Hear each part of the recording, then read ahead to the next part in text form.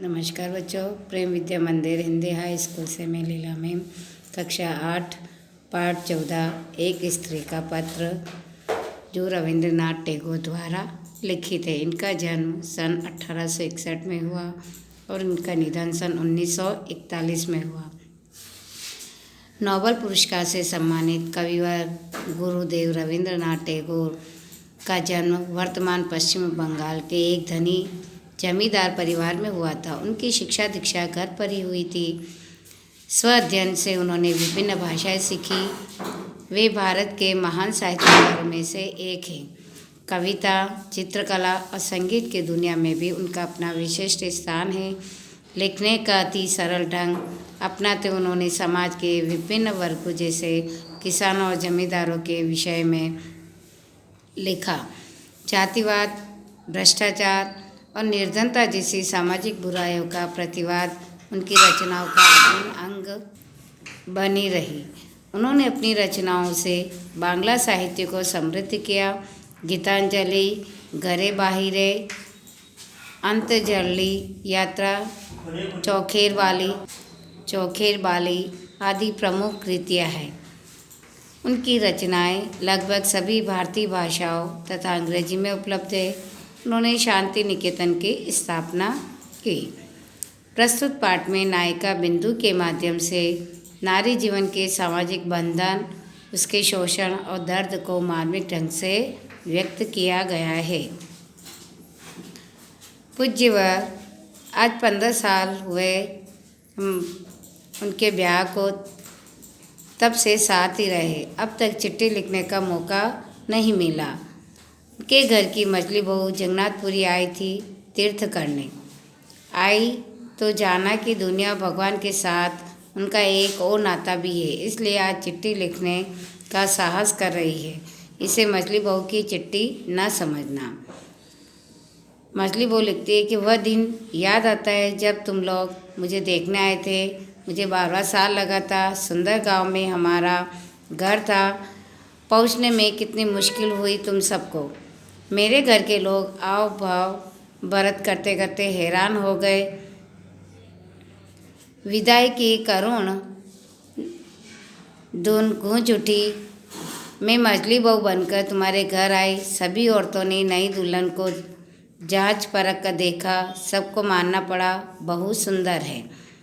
वो इतनी सुंदर थी कि सारे देखने वाले आए तो उनकी प्रशंसा करने से नहीं थके।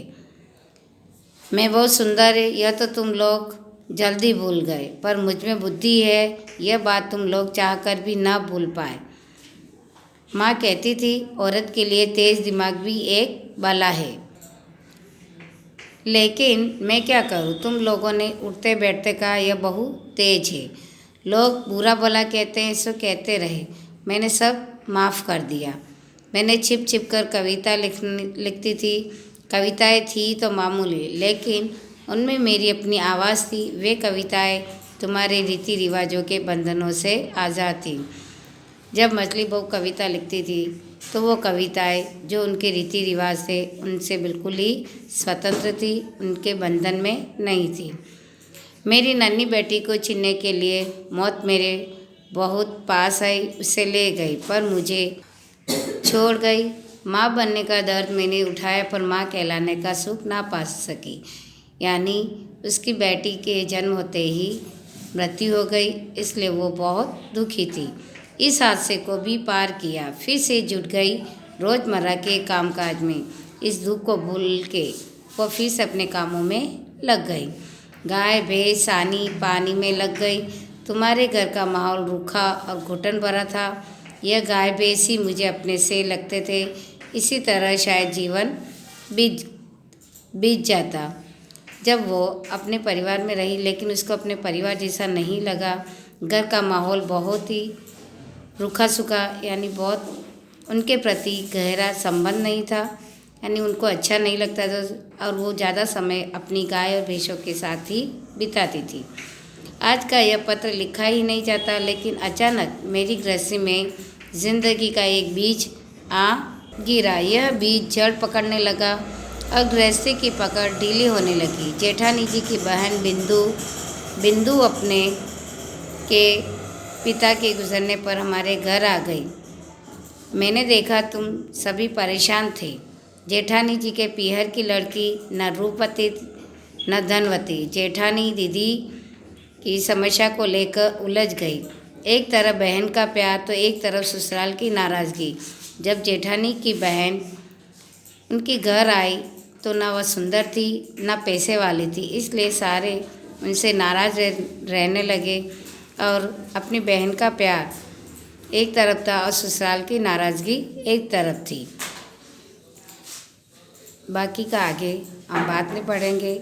भी यहीं तक। Thank you.